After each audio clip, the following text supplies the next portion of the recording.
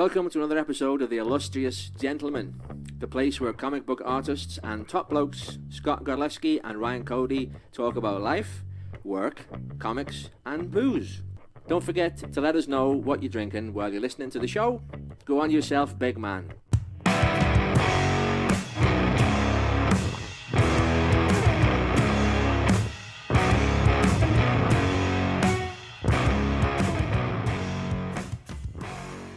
If I move around like someone who's untethered, it's because I'm standing because of back pain. So I'm trying to self-medicate rather than use like shaking your head around, and you look like Kermit when he gets angry. Yeah, I get that. Okay. All right. So this is The Illustrious Gentleman, episode 154. You can follow the show on Twitter and Instagram at TIG_show. All the past episodes are available. Sorry, my fan's on. Sorry. All the past episodes are available at anchor.fm/TIG show or any of the big podcatcher sites, Spotify, Stitcher, Apple Podcasts, Google Play Podcasts, all the other good ones, even the bad ones. We're on there. If you enjoy the show, leave us a review, tell your friends, support the show at patreon.com/TIG show, or go to tigshow.com and click on the links at the top to find out how to get some merch. New merch is out now. All right, Scott, do you want to go first or you want me to go first? What are you drinking today? Who goes first? You go first, I go first. That's from Force Awakens. Star Wars, yo. Yeah, the terrible fucking movie. Okay. So I am drinking a Slow Brewing Company's Still Frothy Double IPA, DIPA, if you will.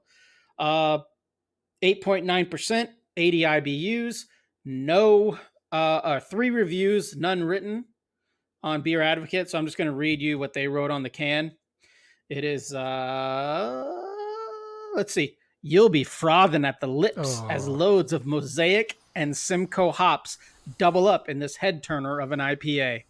A portion of proceeds benefit youth mentorship and community events through FGR's Still Frothy organization. No, I don't like it. Nowhere on the can or anywhere I found online says what FGR stands for. So it's just FGR's Still Frothy organization. You don't like the word frothy, I think. No, that's a B tier word.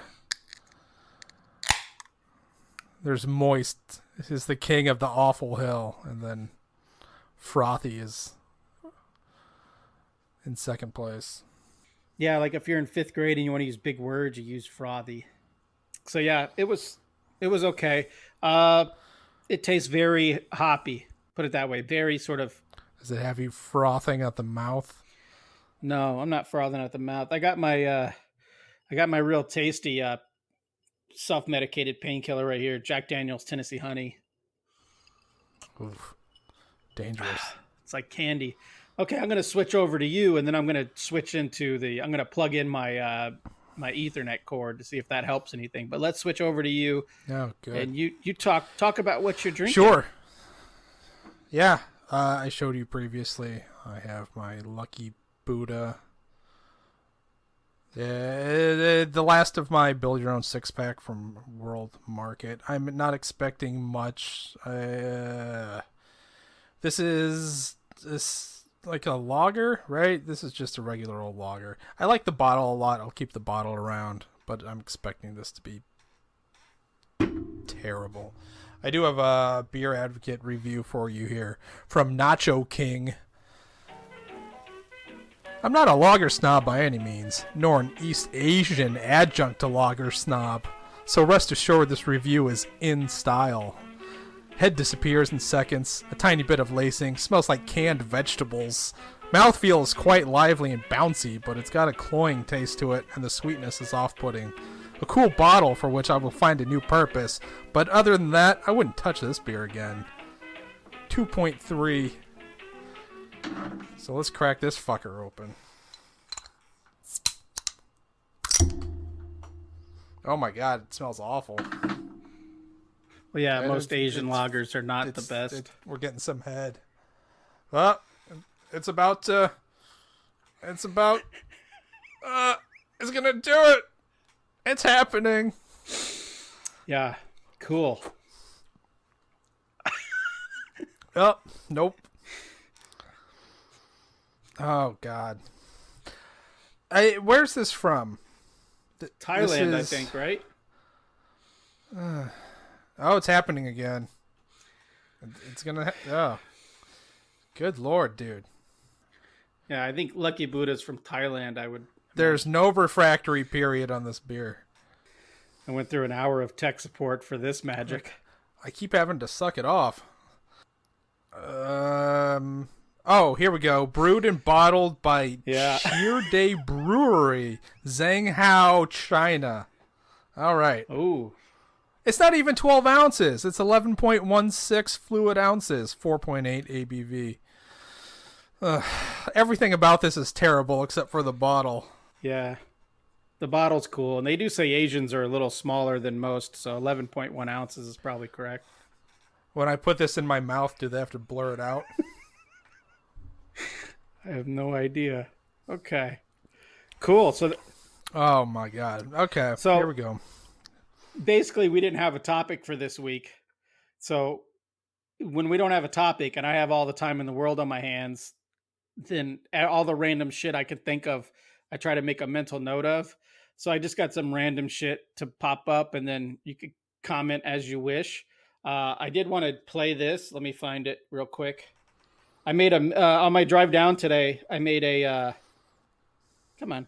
On my drive down today, I made a voice Pie? memo in my phone of something that popped into my head. Oh. So I figured I would just play it, and then we can discuss it.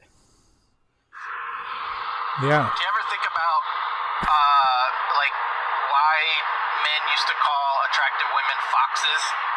Like, she's foxy or she's a fox. Like, what was the point of that? And at some point, did some dude look at a real fox and be like, oh, I think I want to mate with that?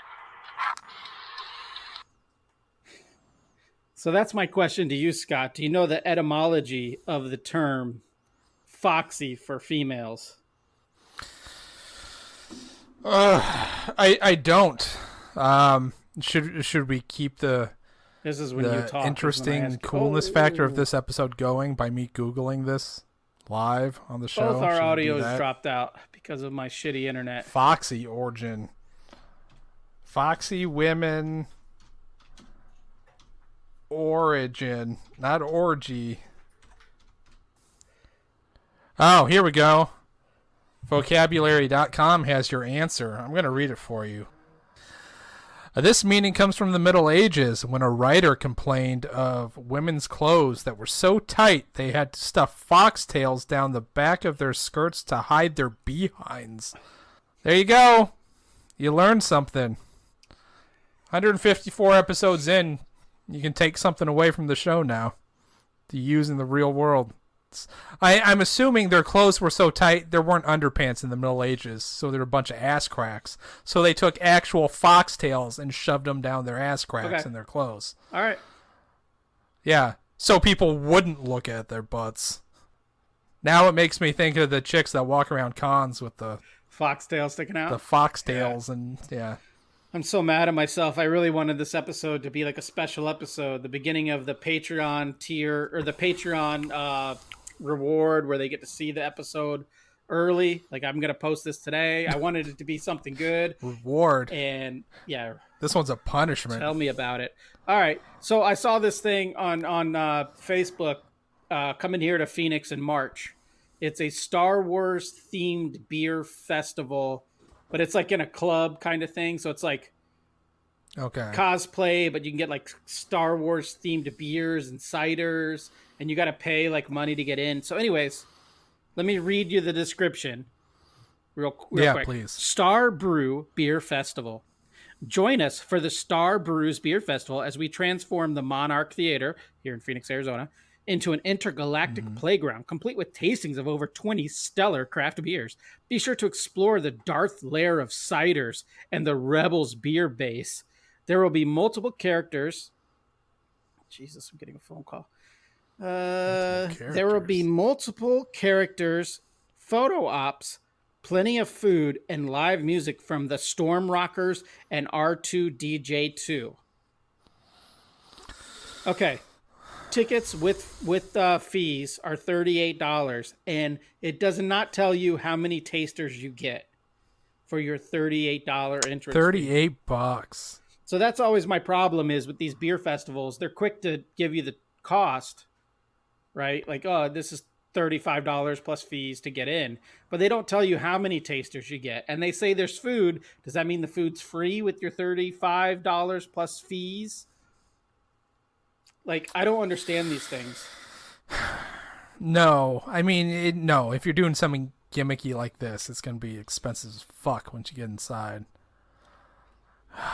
But and my brain goes to naming drinks now. Okay. So like I don't know what like fuck, I dropped the ball. I feel like Michael Scott now. Yeah, I'm trying so hard. I'm embarrassed for you as I'm on my phone dealing with a child. Thank you. And all these other issues. I'm embarrassed for you, and I'm embarrassed for us as well. This is not the episode that's going to get us new Patreons, but this is the episode that's going to make the patrons we have be like, I deserve this. Like, God damn it, I deserve this. So, anyways, here's another question for you. We're just going to keep doing this. So, I was listening to a pod. You going to play me another recording? No. I was listening to a podcast last night, and they were talking about like awkward shit you do sometimes just because you're in a situation that you kind of do like weird, like awkward things or whatever. Anyways, made me think of this time. Okay, yeah. Made me think of this time when I was in Okinawa this past summer. We were on this like military resort place, and we had to do laundry because everyone there had young children, so everyone just had like dirty ass laundry. And so we went to do laundry kind of late. It was kind of an excuse to get in the golf cart and go to the laundry room and drink beer. So we went to the laundry room at maybe like 11, and there's only two stackers because it's not really it's a big thing, but not a big place, right? So there's two stackers. So we do all this laundry, drinking beers, hanging out at the golf cart, and then it's time to dry, and both dryers have clothes in them that are dry and just sitting there. Mm-hmm. So we wait about 5 minutes, and then we're just like, whatever. And then my friends start folding. I didn't do it. They started folding the laundry out of one of the dryers to get the clothes out so we could put ours in. I would have just thrown them on the table and then put my clothes in the dryer.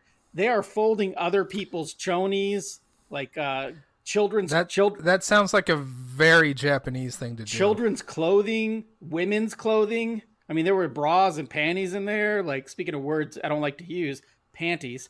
There were bras and panties in there, and they're just like, and I'm just sitting there. I mean, I might have been a little hammered, but I'm like, I can't believe you guys are touching like strangers' underwears. And they're like, it's out of the, it's clean. Like, what does it matter? We all have wives. We all have children. And I'm like, I'm not touching. And that's a fucking lawsuit waiting to happen. Like, I ain't touching no girls' chonies, whether they're brand new or out of the dryer. I don't give a fuck. Scott, where you didn't help yourself to anything? No. Where do you come down on this? What would you have done in this situation? Being an American, you take that shit out of there and you place it in a laundry basket and you leave it. Yeah, you put your stuff in. You throw it on the folding table. You don't sit there and fold it, right? Yeah. I was trying to remember the other day. I don't think my first apartment definitely had a washer dryer in the unit, but my second apartment I had to go down and do the laundry room thing. And I think that was the thing. You just pull the shit out and you put it on the table and people come back for it. Yeah.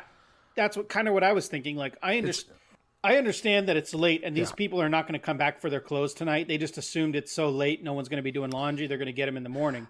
But you don't fold their laundry for them. You just throw that shit on the table and you do your own laundry. I've always adhered to some sort of laundry room etiquette. Like, if you're going to leave your shit, if you're not going to sit there and wait for it, you'd better be back when it's done. That's right. You'd better plan out that 45 minutes. You set a timer or something, because that's really inconsiderate. It is. Those machines are for everybody. That's right. We live in an inconsiderate world. But that was very nice of them. Yeah, whatever. I don't find it weird. Like, I found it. I don't have any compunction about touching other people's underoos. Oh, I do. I think it's very.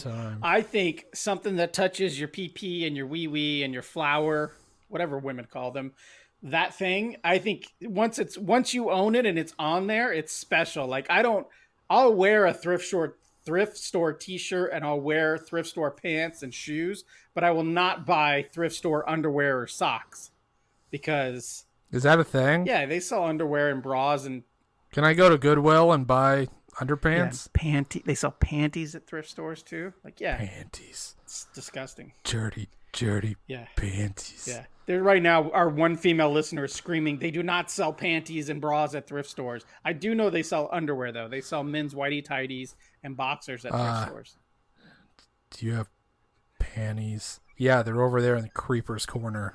Just a bunch of dudes in trench coats walking around, picking out panties at Goodwill. Yeah, they're not even really for sale, and they don't keep them with the rest of the clothes. They're just in the creep corner. So it's like a library. They're behind a black curtain. Yeah, it's a library for creeps.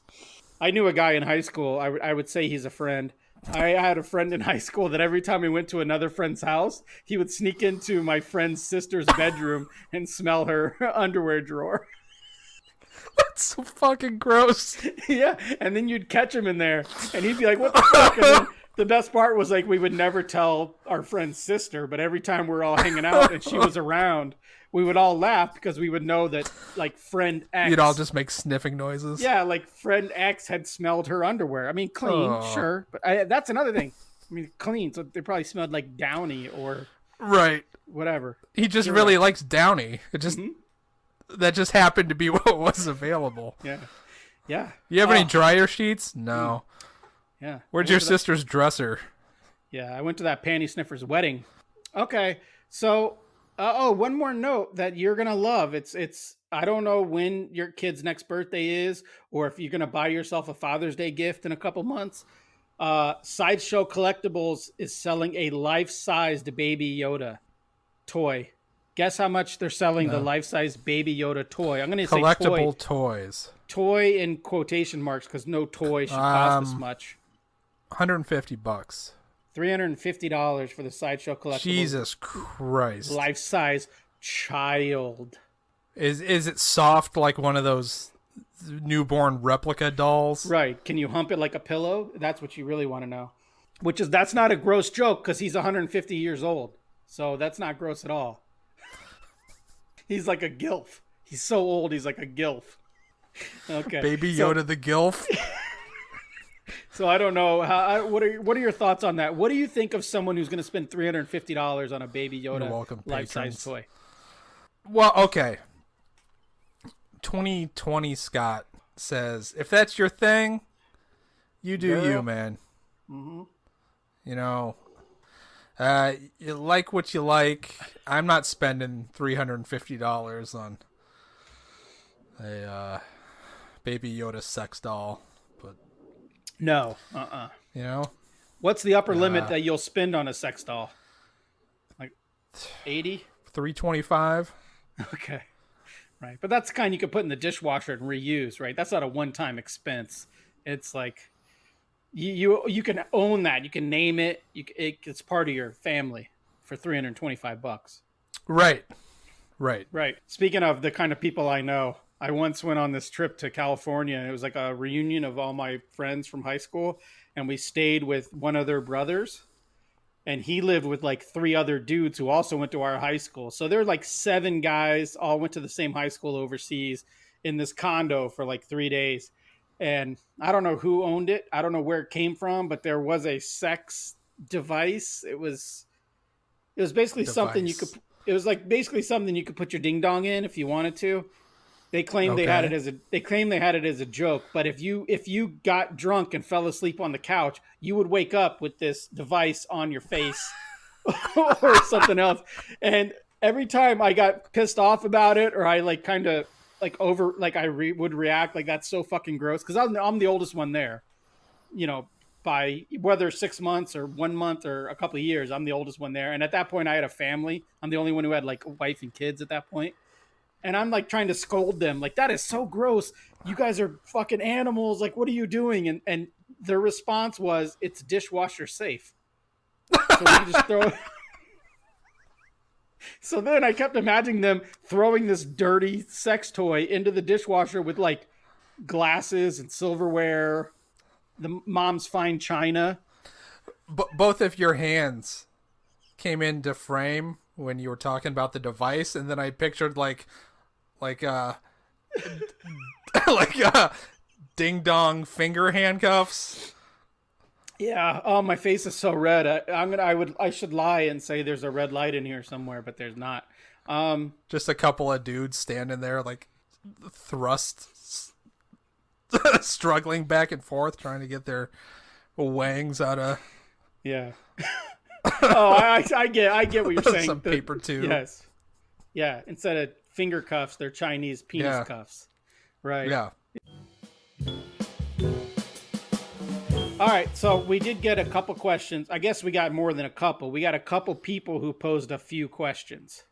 Oh. If that makes sense. So I'm gonna just hit you with these. You have no advance notice of these. Them. Yeah, you have no advance notice of these questions. So I'm gonna answer. I'll ask the question and then I'll answer, and I'll give you time to think while you suck on your little Buddha. Kirk Spencer for Hire asked, "What are the favorite commissions you've done?" All right, so Kirk is a guy who gets a lot of commissions. I met him through Heroes Con. He's gotten some commissions from me in the past. Great guy, great collector of original art, great collector of commissions.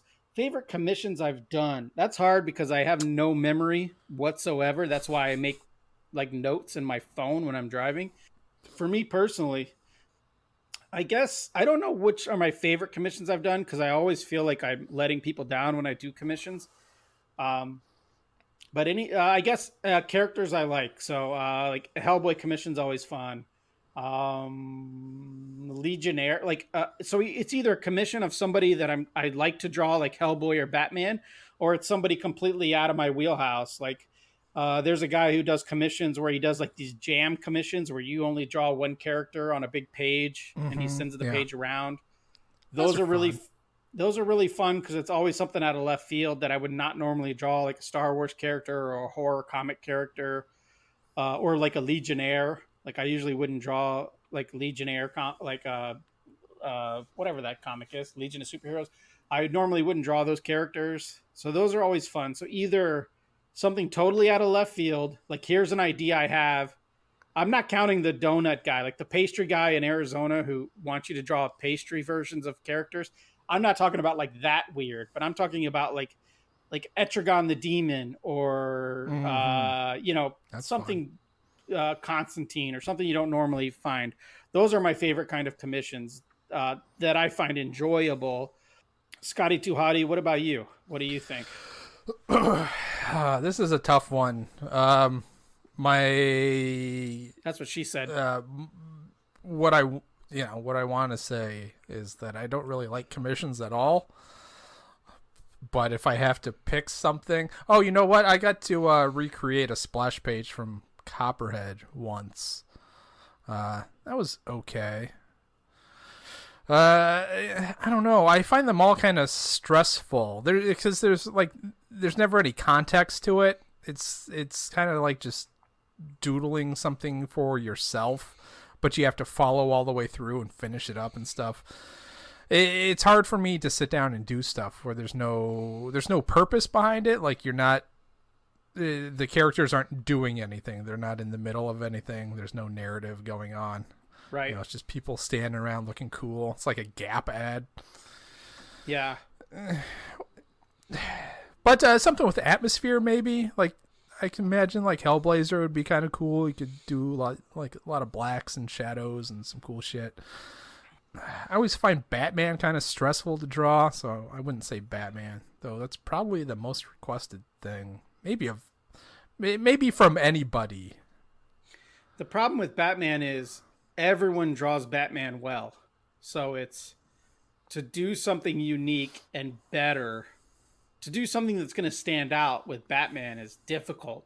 To do something that's going to stand out with like 3D Man is easy, right? Like it's just a numbers game. Yeah, I find hero shots to be hard. Like character acting is where I make my money. So when it's just posing, I don't like it. Yeah, it's not the only place you make your money. There's a guy who I did a commission for. Back there, too. I make my money back there. Behind the shed. There's a guy I did a commission for a couple of years ago at Heroes. He has a great concept. He takes a cover of a comic that he loves, like usually from like the Gold or Silver Age, and then he wants you to draw the next image like 1 second later, or maybe it's 1 minute later, but as another cover. So you look at a cover, and then he leaves it up to you to figure out what would happen immediately after that, and then you redraw the cover. It's pretty cool. I did one for him. I was given like a weird neat robot that I didn't love. Like, I didn't love the design of the robot. I don't know who originally drew the Tales to Astonish cover that I followed up, but it was kind of neat. Like, I printed out the Tales to Astonish logo. I inked that in on the commission, whatever. He didn't recommission me, but I'm sure he loved it regardless. Okay. Next question from Kirk. Next question. Kirk Spencer for Hire. It's on my brain because there's a Spencer for Hire movie coming to Netflix, and I used to watch Spencer for Hire as a kid. Oh, doesn't matter. Who's playing Spencer? Marky Mark Wahlberg. Oh my God, Mac, and the guy playing Robert Hawk. Urich. He is not. And the guy playing Hawk is Winston Duke. He's like the leader of the gorilla tribe in Black Panther. I'm holding my fist up. But no. Oh, the giant dude. Yeah, was it Man-Eater? Not Man-Eater. What's I don't know. Name? I know who you're talking about. He was also the husband in Us, which was a great Dude's fucking huge. Movie. Yeah. So he's Hawk, and then Mark is Spencer for Hire. So that's why Kirk Spencer is now Spencer for Hire in this episode. Anyways, he has a question that I'm only asking because you're not going to have an answer, but I have an answer. But I think I've already talked about it on the podcast, so I'm going to need you to stop me. What is the coolest happenings on one of your road trips? So we've talked about this. You don't do a lot of traveling and road trips lately, but maybe you have a story from when you were a kid. No, sadly. Okay. Well, go for it. Have I told the story about my flight back from Japan in 2012 when I had a certain meal right before boarding a plane for 13 hours? If you have, I don't remember it, but it sounds like it's worth hearing again. Okay, so my friend has taken us to the airport, and he lives... So Phoenix is a big city, but we're talking Tokyo. So Phoenix might take you an hour and a half to get from one end. Like from where you live to the West Valley might be an hour and a half in traffic, whatever. Tokyo takes like 3.5 hours from one end to the other, from one suburb to the other. Might take you 3.5 hours in Tokyo. Sorry, East Valley. Wait, no, West Valley, whatever. You know what I'm talking about. Phoenix is huge. Tokyo is huge. So we got to catch a flight. And so we got to catch a flight at like 5 in the afternoon or 6, something like that. We leave his house at like 10 a.m. because we don't know how long it's going to take us to drive all the way through Tokyo to get to the airport.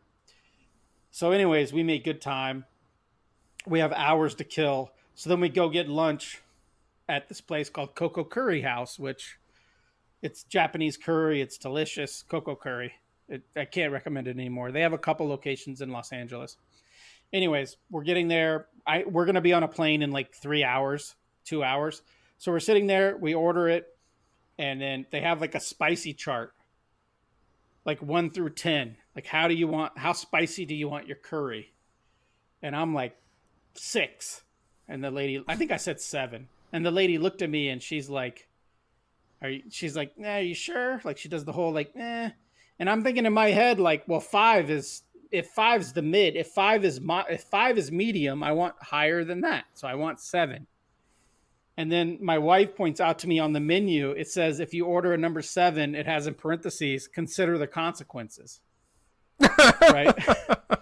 But I'm like, no, a 7. And then she looks at my friend who is Japanese, but he speaks like barely a lick.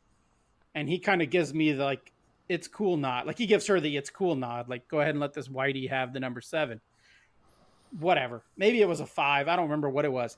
But then when I get the food, I realize the chart is not 1 through 10. The chart is 5 through 10. So 5 is spicy and then 10 is the highest they go. I thought 1 would be nothing and then it would go up. So I did not know that there was not a 1 through 10 chart. It was a 5 through 10 chart. That is weird.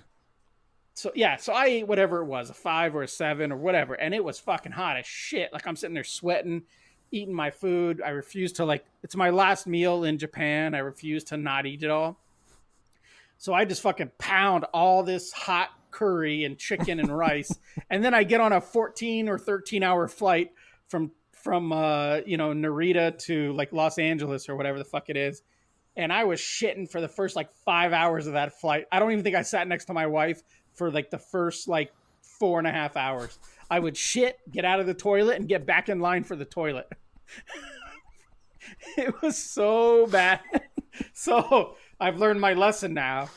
You eat like baked goods and you eat like cheese before you get on a long flight. Like, go ahead and stop it up. You know what I'm saying? Pack up those intestines, John Wayne style, before you get on a long flight.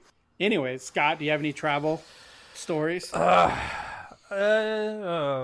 stories. I guess like my worst travel story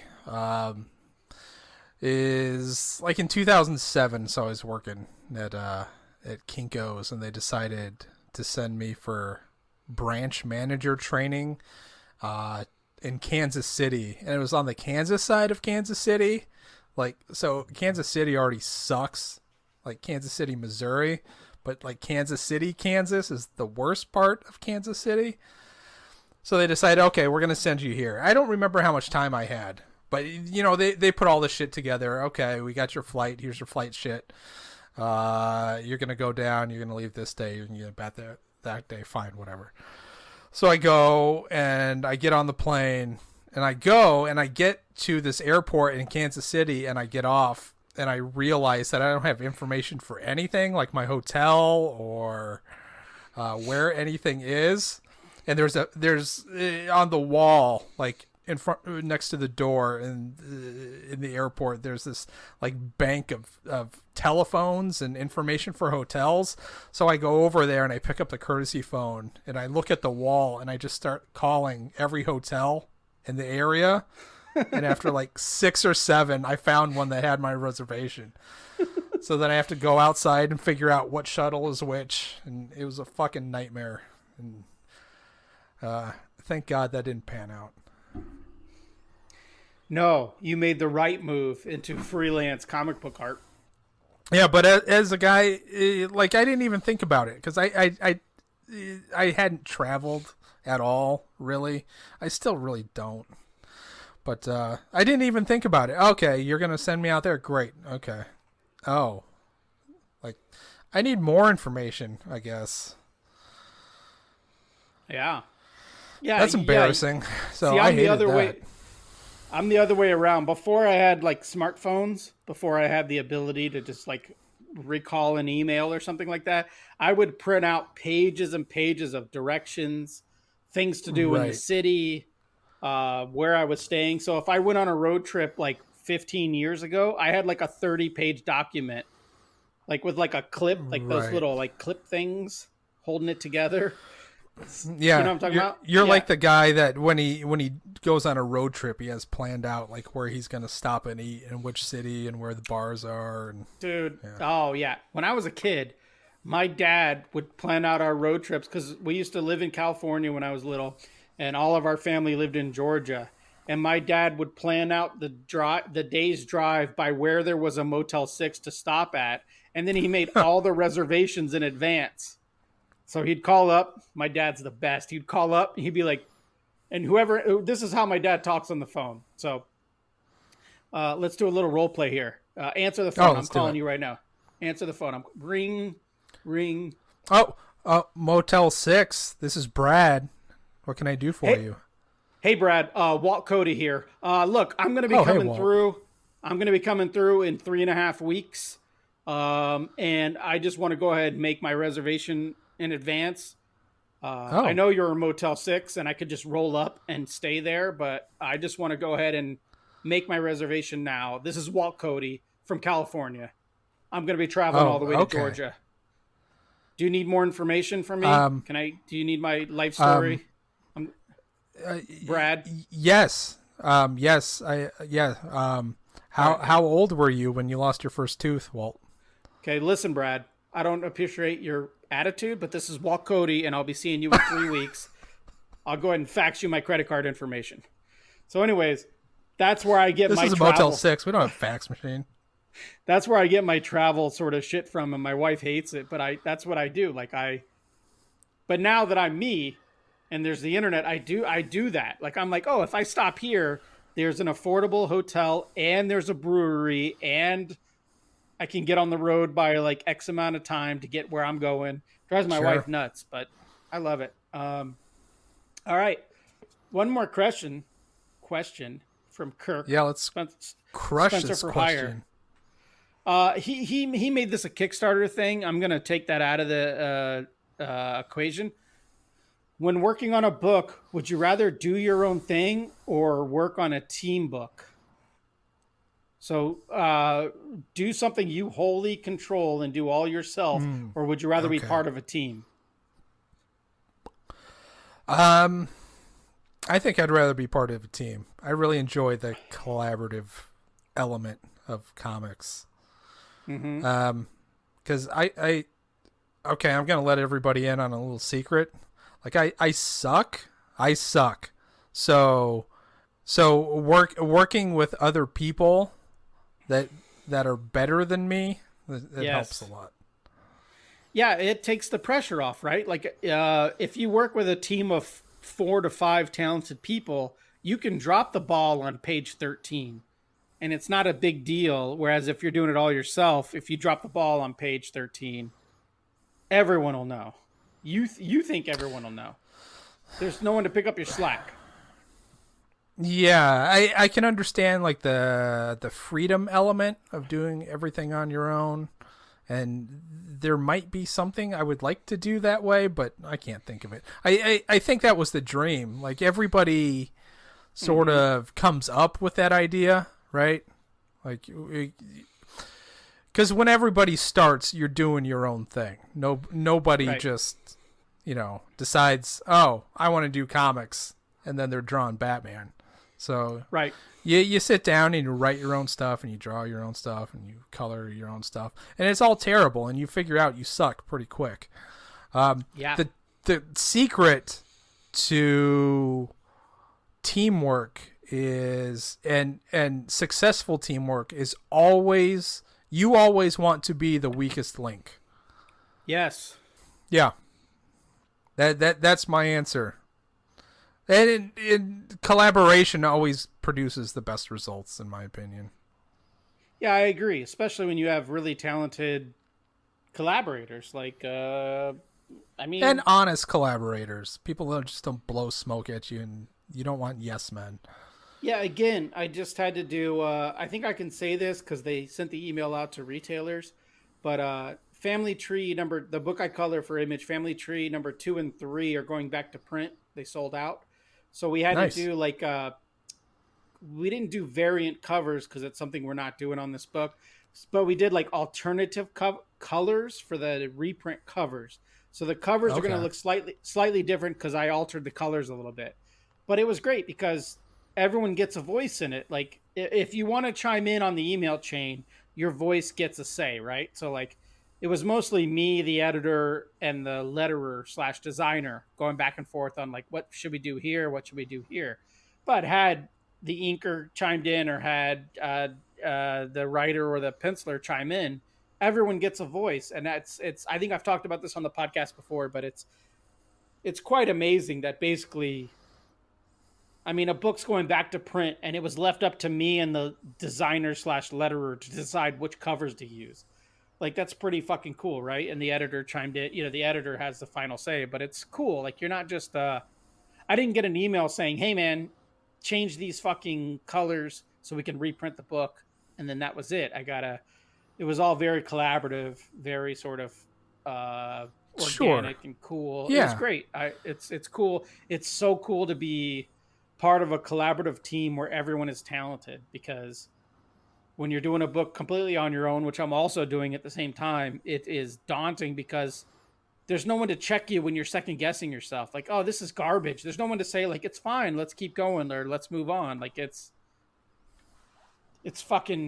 hard. It's so much harder to do a book all on your own than it is to do a team book. But thanks, Kirk, for all your questions. I hope your movie does well on Netflix. I hope to be back to Heroes in 2021. I'm not going this year, but hopefully I'll be back in 2021. So save up your commission money, Kirk, because I'm going to need it. And then our old friend of the program, Stalwart. What's the word? Stalwart. Scott, help me. Say it again. Stalwart. No, you had it right the second time. A pillar. Say it for me. What's the word? I'm not going to do that. A pillar of the community. The number one FOP. JB. John, I wish I had a few burgers. Had a couple questions for us love as JB's. Well. And this, I can't answer this. I'll be honest. Salad this might bar. be just for you. This is a tough one. Quite like an overcooked John Burgers. What book / page / illustration are you most proud of? Oh my God. And see, I was trying to think of books I've drawn, and I hate everything I do. So I don't even know. I have 3 kids, and I still wouldn't say I'm proud of anything that I've done. For me, I would say maybe some covers to some of the Doc Unknown stuff was great because I was channeling Mignola, and everyone knew it, so it wasn't like I was trying to steal anything. So I feel like those were cool. And maybe the last some pages in the last couple issues of Adventure Van that I drew, I dug because I was learning to get comfortable being a digital artist. But if I had to say what I'm most proud of, it's the issues I've done of Family Tree. Like, coloring is what I'm most proud of. I feel like it's my strong suit at this point in my very young career, very young life, really. I mean, don't let the patchy beard fool you. Let's not get crazy. Do you have any, what about you? Like, is it create your own stuff? Is it something you've done recently? What is it? Like, I'm really proud overall of Copperhead. I think, like, it's specifically, like, if I'm going to drill down. Drill it. There is a double-page spread in issue 8 of Copperhead, I think. That it might be the layout I'm most proud of in anything I've done. Y'all can go take a look and see if you can figure out. Well, describe it for us. I mean, I have all of them obviously next to my bed, but I don't know exactly what you're talking about. Describe that. It's not okay. Spread. It's not a splash. So when you're combining 2 pages, and it's not a splash, so you need to, in order for the panels to flow across the 2 pages in a way that makes sense. Yeah. I think I figured out what I perceive as a really creative way. I let the action sort of dictate the flow of the page, and I'm really proud of it. It's almost like a game of chutes and ladders. So you have to follow it down, then follow this thing over there, and it leads to that, and it comes down here. It's like a real comic book page. It's the realest comic book page I've ever done. Is it did you do the like, if I had to do something like that, I've only had to do it once or twice. If I had to do something like that, I would load up the top and then the bottom right with panels. And then you have essentially a splash page in the middle with panels hovering above and below. But below has to be to the right. It can't be to the left. Sort That's how I of. would think of it. Yeah. That's how I would think of it. I used the elements of the story. So there was some action happening up in the I started at the top left and it had some panels and it came down and they like dropped a grenade or something into a mortar on the last panel on that page, and I had it shoot up across the spread up into the top panel on the next page. Son of a bitch. I thought it was very clever.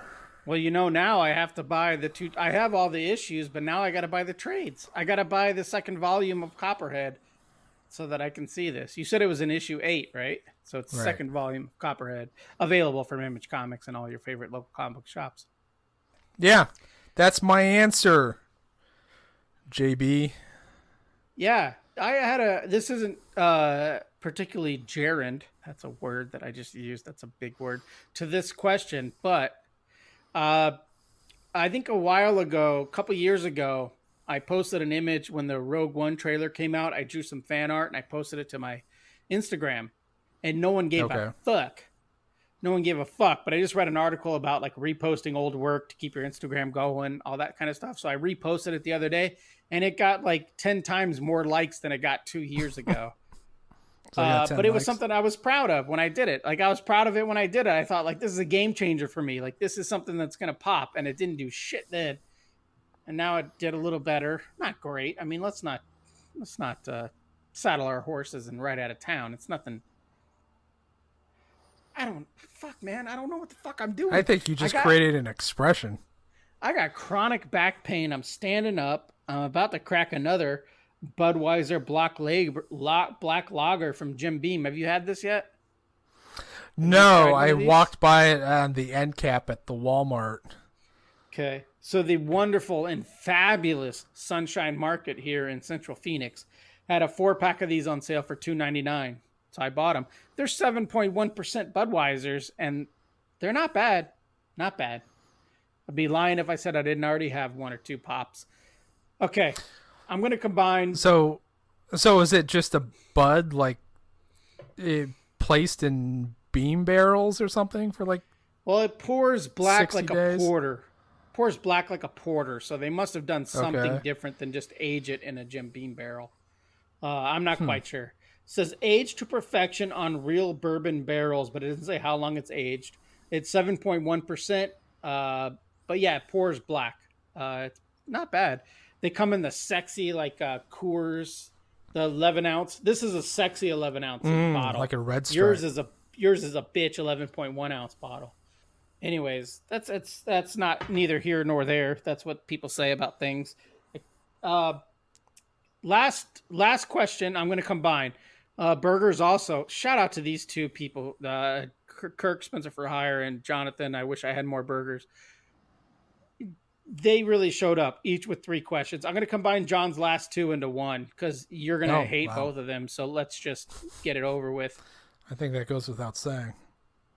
JB wants to know if there's any Disney Plus shows, any of the Marvel TV shows you're looking forward to on Disney Plus, and what are your thoughts on the new Batman cast? He finds it intriguing. I agree with John, but I'm going to leave it up to you. And if you need me to, do you need me to feed you some shit so you know what to say about stuff? I was going to say I might disappoint because I don't know anything about either of them. Okay, so as far as I know, the new Marvel shows are, one is going to be called WandaVision, and it's about Scarlet Witch and Vision. But I feel like half of it's going to be like in the Vision's head that's not real, because part of it's going to be set like a 60s Leave It to Beaver, and then part of it's going to be real, maybe. So I don't know about that. If there's a laugh track, I love it, and I'm looking forward to it. And then I think there's supposed to be a Hawkeye show featuring Hawkeye's daughter. I don't know shit about Hawkeye. The second Hawkeye. I don't know what. Winter. I'll watch the fuck out of WandaVision if she's wearing the corset top thing. Falcon and Winter Soldier is going to be a show with U.S. Agent. U.S. Agent. Yeah. Okay. So like a militant version of Captain America, U.S. Agent, played by Kurt Russell and Goldie Hawn's son, played by I think his name is Jake Russell, Wyatt Russell. Oh my God, his name's Wyatt Russell. Wyatt Russell's a good actor. I don't know. Good actor's the term. He's a real dude. He was just an Overlord, which I dug. Oh, he's been a in real a couple guy. movies that I liked. Yeah. So he's playing U.S. agent in Falcon and what'd I say? Not Snowman. Falcon and Winter Soldier. Snowman. Anyways, so those are your three shows. You got Falcon, Great. Winter Soldier. You have Wanda and the Vision, and then you have whatever I said before that might have been canceled. Hawkeye's daughter. I don't care about any of them. Okay. So the new Batman cast. You know who's playing Batman, right? Sparkle Eyes is playing Val Batman. Kilmer? No. Val Cedric back? Diggory. Cedric Diggory. Robert Pattinson is the new Batman. Shovel Face. And then yeah, sure, why not? Zoe Kravitz is Catwoman. Oh, I thought you were gonna say Deschanel. Who else? Colin Farrell is Penguin. Bullseye. And then the guy who plays Q in the new James Bond movies is... He killed a guy with a paperclip. And then... I didn't think about that. Yeah, it's a good connection. And then the guy who plays Q in the newest James Bond movies is Commissioner Gordon. I can't think of his name right now. Some kid? No. Q. He's like... No, not Q. The guy who plays... Oh, sorry. Not Q. The guy who plays Felix Leiter in the recent James Bond movies. What the fuck are you talking about? Jim Gordon in the new Batman movie. The black guy in the new James Bond movies who plays the American CIA agent. Okay. I feel terrible. I had to describe him that way. I can't think of he's American. So there's an American in the cast. Yeah, he played Basquiat in the Basquiat movie. I can't think of his name right now. Okay, yeah, I know who you're me. talking about. Sure. All right. So that's the Batman. That's the Batman movie cast. Did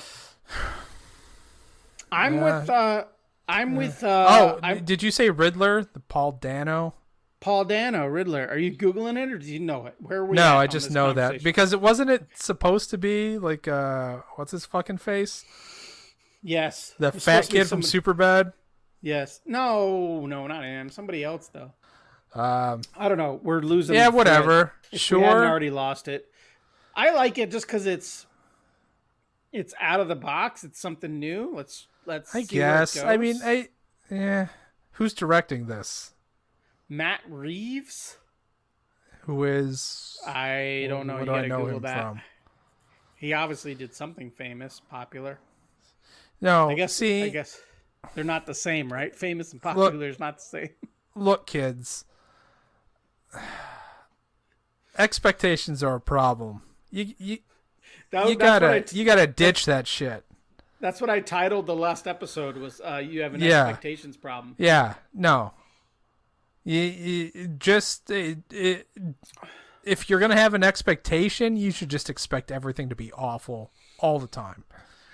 So I don't expect this Batman movie to be awful, but I don't expect anything of it.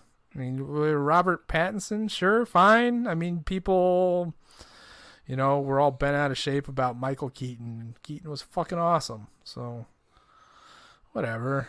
Yeah. Whatever. Whatever. I don't know. Who cares? Is this... obviously, it's supposed to be... I don't know. What is this thing? Is this DCEU sort of thing? Or is this like Joker one-off sort of thing? Yeah, I don't know. I know it's obviously an origin story, which God is forbid. It? Can we not do that? I hope that we don't have to see the pearls hit the pavement in this one. But it's definitely a year one story, right? Like you don't cast a 30-year-old that looks 22 to be Batman. No, you don't got to do this. One. You don't have to do this. You just stop with the origin story stuff. We don't need to see the pearls. I don't need to see the L's shoving an infant into a rocket ship off an exploding planet. I don't need to see Uncle Ben dying. Everybody knows this shit. That was the best thing about Homecoming is there was no Spider-Man origin story. We fucking know because he's Spider-Man. Well, I think the reason this movie, The Batman, is even being made is because the second Superman movie and the Justice League movie didn't do what they were supposed to do, because I think the plan was to have Ben Affleck as a Dark Knight Returns movie. That was the original plan, which I thought would have been brilliant. Like a 48-year-old Batman who's broken and whatever. That would have been great. Sure. This whole thing, this whole reset, they don't have enough movies to reset. I mean, the MCU has like 23 movies. The DCEU has like 7. So how often can you reset? Motherfuckers. Well, I look, obviously that stuff, all of that stuff went over like a lead balloon. I mean, it made a gazillion dollars, but nobody likes those movies. No. I don't know. It's as much as I didn't care about Joker, and as much as I think it was overhyped, and it's extraordinarily overrated. I appreciate them just sort of letting people do whatever they wanted to do. So yeah, go do that. If Darren Aronofsky has a Batman idea, just let him make a Batman movie. Who cares? People respond to that sort of stuff. Like, people are ready for different superhero movies, especially with the big names like Superman, Batman, stuff you don't have to set up. So Right. like the Dark Knight Returns thing would have been great. I mean, everybody loved Logan. It's in the same ballpark. It's a one shot. Just do a one shot. Don't think about building a franchise. Do a one shot, and it's going to be good. Yeah. Well, if you have the right people behind it. Yeah. I don't think anything of it. I don't. Whatever. Well, you haven't ruined a future podcast by seeing the Joker yet, have you? I have seen the Joker. Motherfucker, Actually. that was the whole point of a podcast, was to go watch it together. And We then waited podcast. too long, man. Fuck you, man. Would you just rent it on VOD or something, you asshole? Yeah, I Is that what you did? I did. Fuck. I actually Fucking spent asshole. money on that shit. I thought we were going to take a flask into the Dollar Theater, watch together. Oh, it's long gone, dude. That maybe ship hold sailed. hands, maybe not hold hands. I'm not saying we have to hold hands. Don't make me feel I'm just bad saying- about this. Fuck! You son of a bitch. What's We'll your go see review? Birds of Prey. You know what? I don't care anymore. All right, well, I guess I gotta watch it, and then maybe we'll talk. Maybe I'll rent it this weekend. You know what? I'm so upset with you. I don't. Let's just wrap it up, Scott. What do you think about the? Fuck, I'm so upset with you right now. How about your beer? By the way, thanks for Spencer for Hire, and thanks for I want 10 more burgers for the questions. What did you think about the Lucky Buddha? Well, other than the Ryan Cody caricature on the bottle, I didn't think much of it. This is garbage beer. No, pass. It's not the worst thing in the world. It was actually pretty easy to drink, but it wasn't. It wasn't good. It wasn't memorable. This is nothing. This is a 2. But now I got the bottle, so I don't know what I'm gonna do with this. But you can make a candle out of it. Sure. Yeah, make a candle out of it. Okay, for me, because it's my time up here. For me, I had the Slow Brew from San Luis Obispo. I think that's in Northern California. Not near the Franciscos or the Oaklands. Slow Brew, still frothy IPA. It was actually pretty good. 8.9%. I mean, I don't know if it's decent. I don't know if it's the sipping whiskey I had or the pregame 7.1% Budweiser, but I really enjoyed it. I mean, it was if you're gonna drink an IPA, you want that hop flavor and you want drinkability, and if you're gonna drink a DIPA IPA, you want the drinkability with the hop flavor as well. So for a beer that's 8.9%, it went down real easy, real good. I had no problems with it. Uh, man, we were always way too hard on beers, I think. Like, if 5 is something that I would drink every time it's offered to me and I would tell people about it, then this is it. But I can't give something a 5. Jesus Christ, the show would implode if I gave something a 5. So Okay. I can't give it a 5, right? Like a Sure, 5 is but it's like 5 out of 10. The scale's from 5 to 10. show. Callback. That's the haircut talking right there. You got the haircut going. You got the callback going. I'm gonna give it a 4.5. Oh, wow. This beer was great, and it cost I want to say $3.89 before tax is what I paid for this. And when I bought it, the young lady said, "Oh, good choice, because it's this is a limited release." She said, "Good choice. We won't have that. We won't have that again until next spring.